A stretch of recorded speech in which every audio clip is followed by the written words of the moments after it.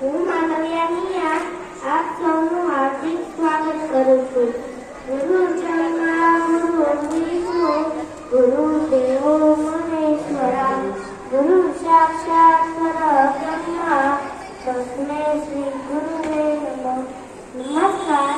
આજના પાવન પ્રસંગે અહીં પધારેલા ગુરુજનો, અતિથિગણ, મિત્રો તેમજ નાના ભૂલકાઓ, ખરેખર આપ સૌના આગમનથી આ પ્રાંગણ ખીલી ઉઠ્યું છે.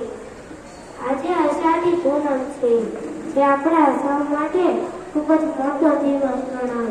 અષાઢી પૂનમને ગુરુ પૂર્ણિમા તરીકે પણ ઓળખવામાં આવે છે, કારણ કે એ દિવસે ચારે વેદોના જ્ઞાની, વેદોના રચયિતા મહર્ષિ વેદવ્યાસનો જન્મ થયો હતો.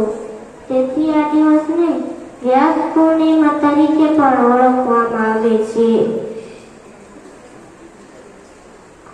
મિત્રો, ગુરુ શિષ્યની પરંપરા તો આપણા દેશમાં વર્ષોથી ચાલતી આવી રહી છે.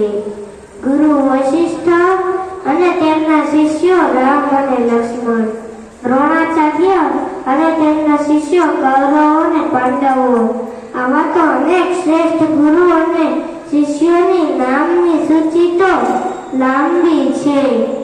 વ્યક્તિના જીવનમાં ગુરુનું વિશેષ મહત્વ હોય છે, કારણ કે ગુ એટલે અંધકાર, રૂ એટલે પ્રકાશ. ગુરુ એટલે જ્ઞાનના અંધકારમાંથી જ્ઞાનરૂપી પ્રકાશ તરફ લઈ જાય એ ગુરુ. શાસ્ત્રોમાં તો માતા પિતાને પ્રથમ ગુરુ માનવામાં આવ્યા છે. તેમનું સ્થાન સર્વોપરી છે. એટલે તો કહેવાય છે કે ગુરુ બિન જ્ઞાન ન ઉપજે, ગુરુ બિન મિલે ન ભેદ, ગુરુ બિન સંચય ન કરે, ભલે ને વાંચો ચાલે વેદ, ભલે ને વાંચો ચાલે વેદ. જ્યારે બાળક ચાલતા શીખે ત્યારે પિતા તેમને આંગળી પકડી ચલાવતા શીખવાડે.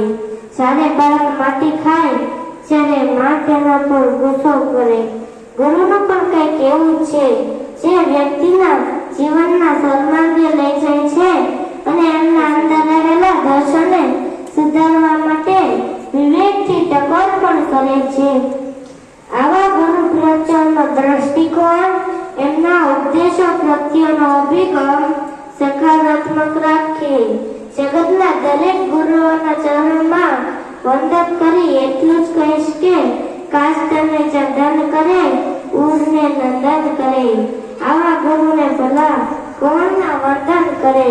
ગુરુ એસા ચાહીએ જૈસો પૂનમ ચંદ, તેજ દિએ તપે નહીં ઉપજાવે આનંદ. અસ્તુ.